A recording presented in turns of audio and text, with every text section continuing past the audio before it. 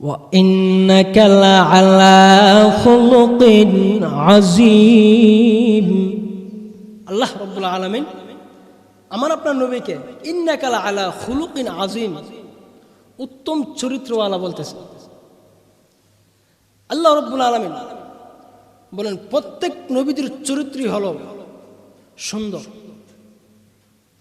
আর আমার আপনার নবীর চরিত্র হলো খুলুকিন আযীম, উত্তম চরিত্রওয়ালা। দুনিয়াতে আল্লাহ রাব্বুল আলামিন 1,24,000 মতান্তরে 2,24,000 পয়গম্বর আল্লাহ তাআলা প্রেরণ করেছেন। এই 2,24,000 পয়গম্বর প্রেরণ করার কারণ হলো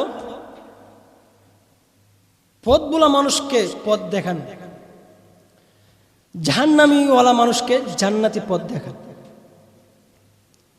এই হলো নবী রাসূলকে প্রেরণ করার কারণ। যদি নবী রাসূল না আসতেন তাহলে আমি আপনার জান্নাতের পথ কোনো সময় দেখতাম না, মানে পার্থক্য করতে পারতাম না কোনটা জান্নাতের পথ কোনটা জাহান্নামের পথ। এটা আমার আপনার মাধ্যমে সম্ভব ছিল না। সেই জন্য আল্লাহ রাব্বুল আলামিন দুনিয়াতে নবী রাসূলকে প্রেরণ করে আল্লাহ তাআলা আমাকে আপনাকে জান্নাতের পথ জাহান্নামের পথ, কোনটা ভালো কোনটা খারাপ, কোনটা সৎ কাজ কোনটা খারাপ কাজ, সেটা আল্লাহ তাআলা আমাকে আপনাকে শিক্ষা দিতেছে। করেন বাবা আদম থেকে 1,24,000 মতান্তরে 2,24,000 পয়গম্বর আল্লাহ তাআলা দুনিয়ার জমিনে প্রেরণ করেছেন। সমস্ত নবীকে আল্লাহ প্রেরণ করার কারণ হলো তারা দুনিয়ার জমিনে এসে আল্লাহ একাত্মবাদের দাওয়াত দিবে, জান্নাতের পথ দেখাইবে, জাহান্নামের পথ থেকে মানুষকে বাধা প্রদান করবে।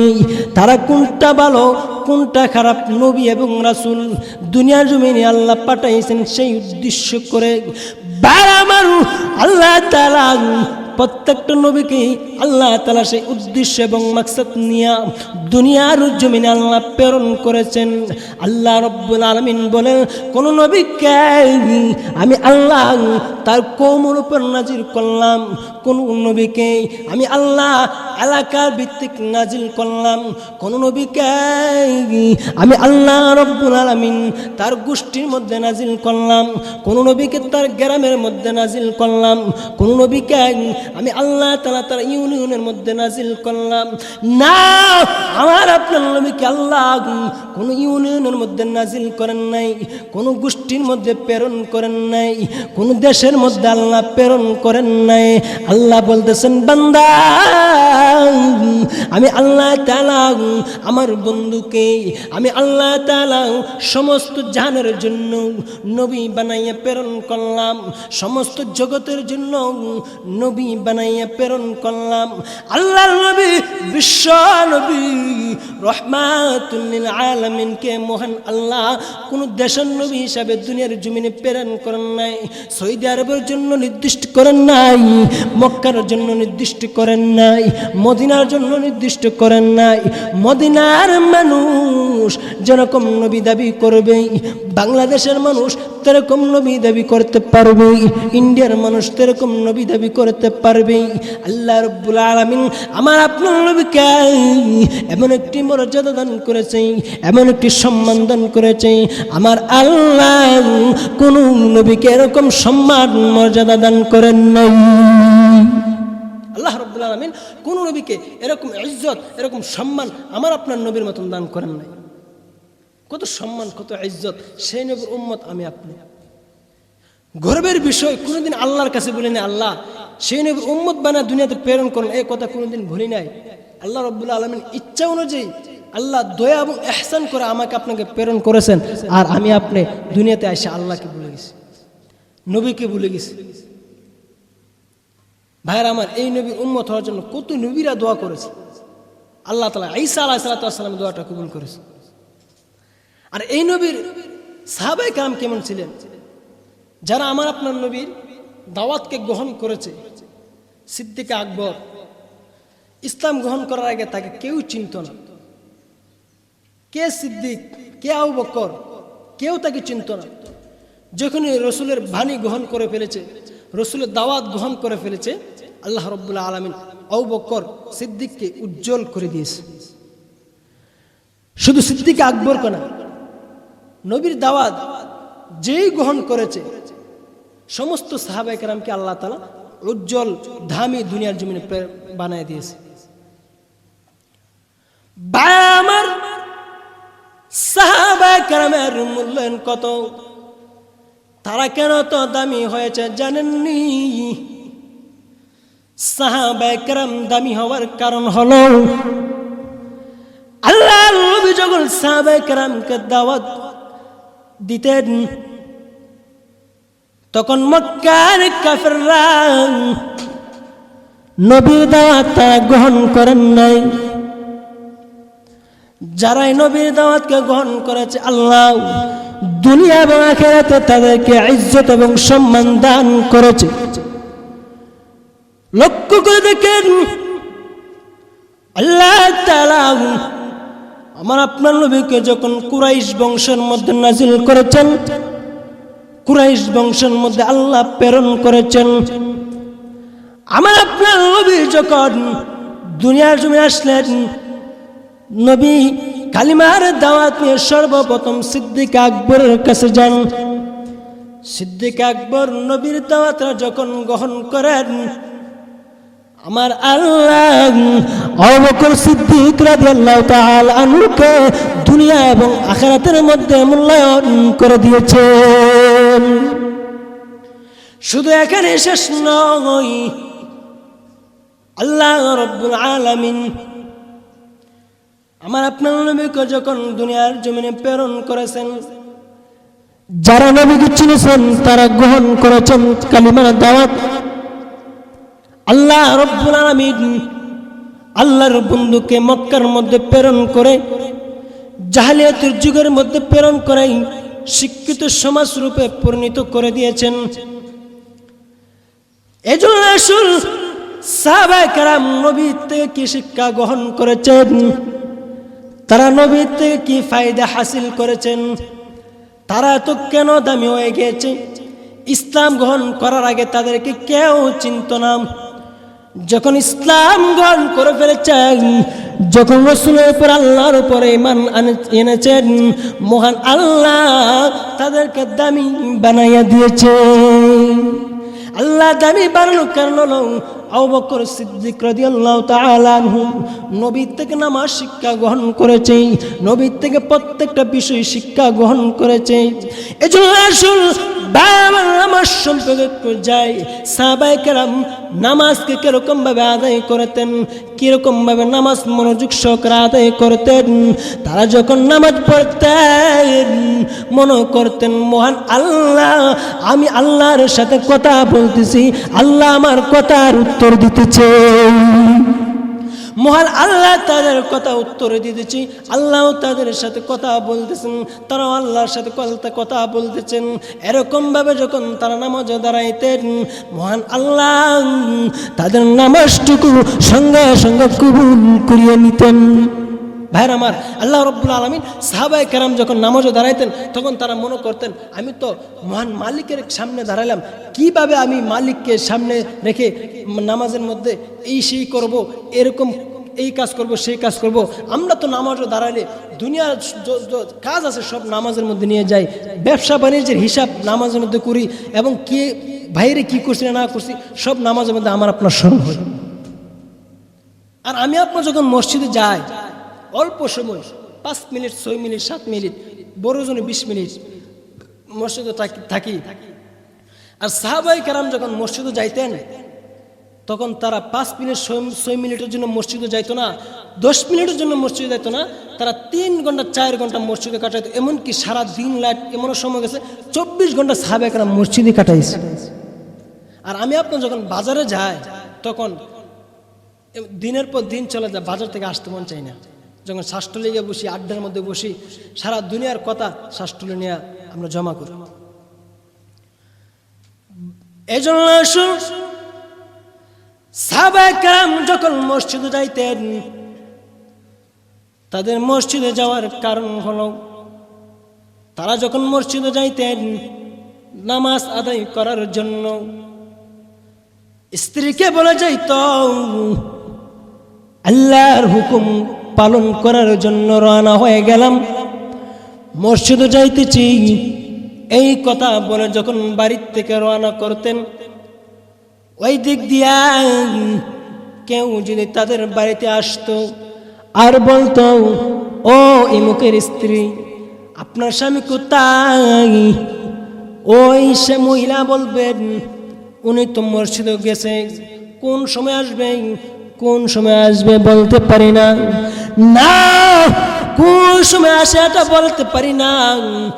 নামাজ শেষ হলে মসজিদে থাকবেন, কোন সময় বাড়িতে আছে সেটা বলতে পারি না। আর যদি তার বিপরীত বলতেন, আপনার স্বামী কোথায়, বাজারে গেছে, কোন সময় আসবে, বাজার শেষ হলে সঙ্গে সঙ্গে চলে আসবে, বেশি দেরি করবে না, বাজারের সময় বেশি কাটাই না। মসজিদের সাহাবায়ে কেরাম সময় বেশি কাটাইতেন। এটা হলো সাহাবায়ে কেরামের নিয়ম, এটা হলো সাহাবায়ে কেরামের আদত, এটা হলো সাহাবায়ে কেরামের অভ্যাস। আর আমার আপনার অভ্যাস হলো, যখন মসজিদে যাই এমতো অবস্থায় যদি বাড়িতে কোনো মেহমান যায়, ও আব্দুল করিম, ও আব্দুর রহিম বাড়িতে আসুনি, যদি বলে কেন, আমি আব্দুল করিমকে তালাশ করতে আসছি, কেন আব্দুল করিম কোথায়, যদি আমার আপনার বাড়ির থেকে আওয়াজ আসে মসজিদে চলে গেছে, কোন সময় আসবে, নামাজ শেষ হলে সাথে সাথে চলে আসবে। এটা হলো আমার আপনার আদত, আমার আপনার অভ্যাস। মসজিদে থাকতে চাই না, মসজিদে দিল বসতে চাই না, আমি আপনার মসজিদে থাকতে চাই না। না, অপরজন যদি কেউ জিজ্ঞাসা করেন, ও আব্দুল করিম, ও আব্দুর রহিম বাড়িতে আছুনি, যদি বাড়ির ভিতরে থেকে আওয়াজ আসে, না অমুক তো বাড়িতে নাই, আব্দুর রহিম তো বাড়িতে নাই, কোথায় গেছে, বাজারে গেছে, কোন সময় আসবে, কোন সময় আসে সেটা বলতে পারে না।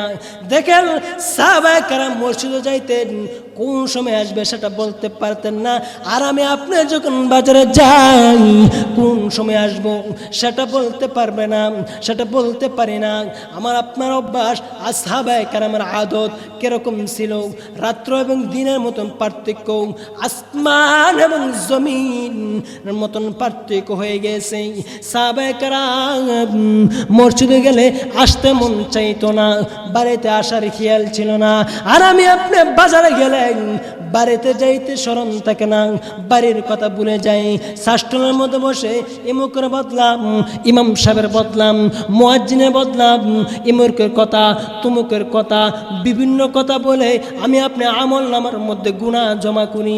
সাহাবায়ে কেরাম না, তাদের অভ্যাস কেমন ছিল, তারা শিক্ষা গ্রহণ করেছে আল্লাহর নবীর থেকে, যে আল্লাহর নবীকেই মন আল্লাহ খুলুকুন আজিম বলেছে, ইন্নাকা আলা খুলুকিন আজিম। আল্লাহ তাআলা সার্টিফিকেট দিয়েছে, স্বীকৃতি দিয়েছে, উত্তম চরিত্রওয়ালা, দামি চরিত্রওয়ালা। আমার আপনার নবীর থেকে সিদ্দিক আকবর গ্রহণ করেছেন, খলিফাতুল মুমিনিন আমিরুল মুমিনিন ওমর রাদিয়াল্লাহু তাআলা আনহু গ্রহণ করেছে। আমার আপনার নবীর থেকে উসমান গ্রহণ করেছে, আলী গ্রহণ করেছে, আবু হুরায়রা গ্রহণ করেছে, হানজালা গ্রহণ করেছে। নবীর জন্য তারা জান দিয়েছে, মাল দিয়েছে, অর্থ দিয়েছে, সময় দিয়েছে। বার আমার লক্ষ্য করে দেখেন আল্লাহর নবীর সাহাবী হানজালা রাদিয়াল্লাহু তাআলা আনহু নবীর জন্য কি করেছেন। যুবক হানজালা, আল্লাহর নবী হানজালা রাদিয়াল্লাহু তাআলা আনহুকে বিবাহ পড়ায় দিলেন, বিবাহ করাইলেন। যুবক মানুষ বাসরাত করবেন, প্রথম দিনের বাসরাত কত আনন্দের রাত। আল্লাহর নবীর সাহাবী হানজালা যখন বাসরাত করবেন, আনন্দ ফুর্তি করবেন, রাত্র হলেন আনন্দ ফুর্তি করলেন, যখন সকাল হলেন গোসল করতে যাবে, এমত অবস্থায় কোন একজন সাহাবী জানি এলান দিতে লাগলেন, নবী নাই, নবী নাই, কাফেররা নবীকে শেষ করে দিয়েছে, নবী দুনিয়ার জমিন থেকে বিদায় নিয়ে গিয়েছে, নবী দুনিয়ার জমিনে আর নাই। হানজালার কানে যখন এই আওয়াজটা যায়, হানজালার কানে আওয়াজটা যাইতে দূর হয়, হানজালার মতো অবস্থায় গোসল করতে যাইতেছিলেন, আওয়াজটা যখন কান দিয়া যায়, হানজালা স্ত্রীকে বলেছে, ও স্ত্রী, আমার তেলাওয়াতটা আনো, আমার সব কিছু তুমি দিয়ে দাও, আমি আর দুনিয়ার জমিনে থাকতে চাই না, আমার রাসূল নাই। হানজালার স্ত্রী বলে, ও হানজালা, আপনার উপর তো গোসল ফরজ হয়ে গেছে, গোসল ফরজ। হানজালা গো, আপনি গোসলটা দিয়ে যান না, আপনার উপর তো গোসল ফরজ হয়ে গেছে। হানজালা বলে, ও স্ত্রী, আমি কার জন্য পবিত্র হব, আমি কার জন্য গোসল করব? যার জন্য পবিত্র হব সে তো আর দুনিয়ার জমিনে নাই, যার জন্য গোসল করব সে তো আর দুনিয়ার জমিনে নাই। না গো স্ত্রী, নাম তাড়াতাড়ি আমার তেলাওয়াতটা দাও, তাড়াতাড়ি আমার যুদ্ধের সামানগুলো দাও, আমি যুদ্ধের ময়দানে চলে যাই। এই কথা বলে স্ত্রীর সান্ত্বনা দিয়ে বলে যায়, স্ত্রী গো, তোমার সাথে দেখা হবে আল্লাহর তৈরি জান্নাতে। এই কথা বলে যখন আল্লাহর সাহাবী হানজালা রাদিয়াল্লাহু তাআলা আনহু যুদ্ধের ময়দানে যান, যুদ্ধের ময়দানে গিয়ে কাফেরদের সাথে মোকাবেলা করতে করতে একদিক দিয়ে হানজালা রাদিয়াল্লাহু তাআলা আনহু আল্লাহর ডাকে সাড়া দিয়ে শহীদ হয়ে যান। মহান মালিক হানজালা রাদিয়াল্লাহু তাআলা আনহুকে আল্লাহর কাছে নিয়ে গেলেন, আল্লাহ হানজালাকে কবুল করে ফেললেন। এমত অবস্থায় যুদ্ধ যখন শেষ, যুদ্ধ শেষ হওয়ার পরে আল্লাহর নবী, বিশ্ব নবীর সাহাবী হানজালা, হানজালার স্ত্রী যুদ্ধের ময়দানে দৌড়াতে লাগলেন আর নবীর কাছে বলতে লাগলেন, ইয়া রাসূলুল্লাহ, ইয়া হাবিবাল্লাহ, আপনার পাগল পারা সাহাবী আপনার জন্য, নবী গো, যখন শুনেছে যুদ্ধ হইতেছে, আপনি নবী দুনিয়ার জমিনে নাই, আপনার সাহাবী হানজালা রাদিয়াল্লাহু তাআলা আনহু ঘর থেকে বের হয়ে যুদ্ধের ময়দানে আসলেন। ও নবী, আপনার সাহাবী হানজালা দুনিয়ার জমিনে তিনি থাকতে, ও নবী, তার উপর গোসল ফরজ হয়েছিল, সে গোসল ফরজ হয়ে গিয়েছে। আল্লাহর নবী, বিশ্ব নবী রাহমাতুল লিল আলামিন উপস্থিত সাহাবাদেরকে জিজ্ঞাসা করলেন, দেখো তো তোমাদের মধ্যে হানজালা এখানে আছে কি না? সকলে তালাশ করলো, নবীর সাহাবী হানজালা এখানে নাই। নবী বললেন, দেখো যারা শহীদ হয়েছে তাদের মধ্যে আছে কি না। তারা তালাশ করলেন, যারা শহীদ হয়েছে তাদের মধ্যে হানজালা নাই। নবী পেরেশান, নবী পেরেশান হয়ে গেলেন, আমার হানজালা কোথায়? আমি রাসূলের জন্য কত দরদ, রাসূলের জন্য কত পাগল, বাসর রাত্রকে ত্যাগ করে, যৌবনের চাহিদাকে ত্যাগ করে আমি রাসূলের জন্য জান দিতে আসলো। রাসূল পেরেশান, আমার হানজালা কোথায়, আমার হানজালা কোথায়? রাসূল যখন পেরেশান হয়ে গেলেন, এমত অবস্থায় মহান মালিক আল্লাহ রাব্বুল আলামিন, আল্লাহ রাব্বুল আলামিন জিবরাইল আমিনকে রাসূল কাছে পাঠাইলেন, রাসূলের কাছে প্রেরণ করলেন। রাসূলকে আল্লাহ রাব্বুল আলামিন যখন আল্লাহ রাব্বুল আলামিন যখন জিবরাইল আমিনকে রাসূলের কাছে প্রেরণ করলেন, রাসূল এসে বললেন, আসসালাতু ওয়াসসালামু আলাইকা ইয়া রাসূলুল্লাহ, আসসালাতু ওয়াসসালামু আলাইকা ইয়া হাবিবাল্লাহ, আসসালামু আলাইকা ইয়া শাফিউল মুজরিমিন, আসসালামু আলাইকা ইয়া রাহমাতাল লিল আলামিন। জিবরাইল যখন নবীর কাছে সালাম পেশ করলেন, নবী জিবরাইলের সালামের উত্তর দিলেন। এমত অবস্থায় আল্লাহর নবী বিশ্ব নবী রাহমাতুল লিল আলামিন জিবরাইলকে বলতে লাগলেন, ও জিবরাইল, আমার হানজালার সাহেব লাশটা পাইতেছি না। জিবরাইল বলেন, নবী গো, আপনি পেরেশান হয়েন না, আপনি পেরেশানি করিয়েন না, আপনার সাহাবী হানজালাকে আল্লাহ এমন কবুল করেছে, এমন কবুল করেছে, দুনিয়ার কোন মানুষকে আল্লাহ জান্নাতের পানি দিয়ে গোসল করেন নাই, অন্য কোন সাহাবীকে আপনার জান্নাতের পানি দিয়ে গোসল করেন নাই। হানজালাকে আল্লাহ জান্নাতের পানি দিয়ে গোসল করাইতেছেন, গোসল করাইবেন। নবী গো, মাথা উঠান, আকাশের দিকে মাথা উঠান।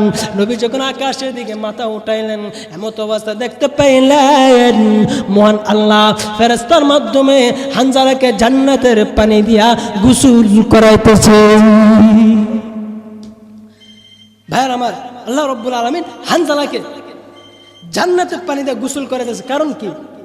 তারা রসুলের প্রতি আশিক ছিল, পাগল ছিল, দেওয়ানা ছিল, রসুলের মোহাব্বত তাদের ভিতরে ছিল।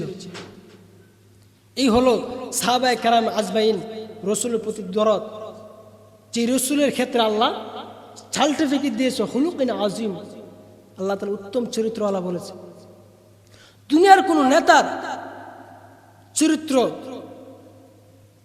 50% ঠিক আছে কিনা সে নিজেই বলতে পারবে তার চরিত্র কতটুকু ঠিক আছে। কিন্তু আমার আপনার নবীর ব্যাপারে সবাই একমত, আল্লাহ নিজে বলেছেন নবীর চরিত্র খুলুকুন আযীম। কিন্তু আল্লাহ রাব্বুল আলামিন দুনিয়াতে যত মানুষ প্রেরণ করবে, যত নেতা দেখেন, তাদের চরিত্রের মধ্যে ভেজাল থাকেই। আমরা বলি এমুক নেতার চরিত্র ফুলের মতন পবিত্র, না, এমুক নেতার চরিত্র কখনো ফুলের মতন পবিত্র হতে পারে না। তোমার নেতা তো নেতা না, তোমার নেতা তো নেতা না, তোমার নেত্রী তো নেত্রী না। নেতা তো ছিলেন আমার নবী। আমার নবী আমার জন্য কত দরদ দেখাইছে, আমার জন্য এখনো মদিনায় নবী চোখের পানি ফেলাই। তোমার নেতা কয়দিন তোমার জন্য আল্লাহর কাছে দোয়া করেছি, আল্লাহ আমার কাছে সবসময় তাকে, আল্লাহ তুমি তাকে কবুল করে নাও। কারণ তোমার নেতাই তো নামাজ পড়ে না। আর আমার নেতা বিশ্ব নবী রাহমাতুল লিল আলামিন, যেই নবীকে আল্লাহ সৃষ্টি না করলেন আসমান এবং জমিন আল্লাহ কোন সৃষ্টি করতেন না, আল্লাহ ওই নবীকে আল্লাহ আমার নেতা বানিয়েছে। আমার নেতা আমার জন্য এখনো দোয়া করে, কিয়ামত আগ পর্যন্ত আমার নবী আমার জন্য দোয়া করবে, আল্লাহ ইয়া উম্মতি ইয়া উম্মতি, আল্লাহ মাফ করে দাও, আল্লাহ ক্ষমা করে দাও, আল্লাহ আমার উম্মতকে তুমি ক্ষমা করে দাও, আল্লাহ আমার উম্মতকে তুমি মাফ করে দাও। বার আমার কোন নেতা তার উম্মতকে, কোন নেতা তার সাথীদের জন্য এরকম দোয়া করে না। আপনার নেতা তো আপনাকে ততক্ষণই মহব্বত করবেন যতক্ষণ তার স্বার্থটা আপনার কাছ থেকে হাসিল হবে, যতক্ষণ আপনার মাধ্যমে সে ফায়দা পাইতে থাকবে। আমার নেতা তো আমার নেতা কোন স্বার্থের কারণে আপনাকে আমাকে মহব্বত করে না, কোন ফায়দার কারণে আপনাকে আমাকে মহব্বত করে না। রাসূল বলেছেন আমার কোন উম্মত যদি জাহান্নামে যায় আমি রাসূল বরদাস্ত করতে পারবো না। আমি আপনার যদি জেলে যাই, দুনিয়ার জমিনে চেয়ারম্যান আমার আপনার সাথে কোনোদিন জেলখানায় দেখতেও যাবে না, খোঁজও নিবে না। এমপি বলেন, মন্ত্রী বলেন, প্রধানমন্ত্রী বলেন, যারাই জেলখানায় যায় কেউ তাদের সঙ্গে যাইবে না। দুনিয়ার জমিনের নিয়ম হলো এটা না। আমার আপনার নবী বিশ্ব নবী রাহমাতুল লিল আলামিন বলেন আমার কোন উম্মত যখন আল্লাহ জাহান্নামে যাবে আমি রাসূল বরদাস্ত করতে পারবো না। আল্লাহর কাছে দোয়া করেছে, আল্লাহ আমার উম্মতকে তুমি মাফ করে দাও, আল্লাহ ক্ষমা করে দাও, আল্লাহ আমার উম্মতদেরকে তুমি জাহান্নামে দিও না। এটা হলো আমার আপনার নবী, আমার আপনার নেতা, আমার জন্য দরদ, আমার জন্য মুহাব্বত। আমি গর্ব করতে পারি আমি শ্রেষ্ঠ উম্মত হয়েছি বলে, আমি গর্ব করতে পারি মুহাম্মদ সাল্লাল্লাহু আলাইহি সাল্লাতু ওয়াসসালামের উম্মত হয়েছি পেরে। ও ভাই, আল্লাহর কাছে দোয়া করব, আল্লাহ তোমার কাছে দোয়া করি, আল্লাহ এমন নবী উম্মত বানাইছেন, আল্লাহ মরণ পর্যন্ত নবীর তরিকা মতে যাতে চলতে পারি সেই তৌফিক দান করে দিও, আমিন ইয়া রাব্বাল আলামিন। আল্লাহর কাছে ভাই আমার সবসময় দোয়া করতে হবে, আল্লাহ এরকম এক নবীর উম্মত বানাইছো, আল্লাহ আমি আপনার কাছে কোনোদিন প্রকাশও করে নাই, আল্লাহ বিশ্ব নবীর উম্মত বানাও, আল্লাহ শেষ নবীর উম্মত বানাও। যেহেতু আল্লাহ আপনি আমাকে দয়া এবং মায়া করে শেষ নবীর উম্মত হিসেবে দুনিয়ার জমিনে প্রেরণ করেছেন, আল্লাহ সেই নবীর তরিকার উপর আপনার হুকুম পালন করতে যেন পারি, আল্লাহ তাআলা সেই তৌফিক আপনি আমাকে দান করিয়েন। আল্লাহ রাব্বুল আলামিন আমার আপনার নবীকে খুলুকুন আজিম উত্তম চরিত্র দিয়ে দুনিয়ার জমিনে প্রেরণ করেছেন। সেই চরিত্রওয়ালা নবী আমি উম্মতি, আমি আপনি নবীর চরিত্র যেমন উত্তম ছিলেন, আখলাক যেমন উত্তম ছিলেন, সে আখলাক আমি আপনি ধরতে হবে। যারা ধরছে তারা দামি হয়ে গিয়েছে।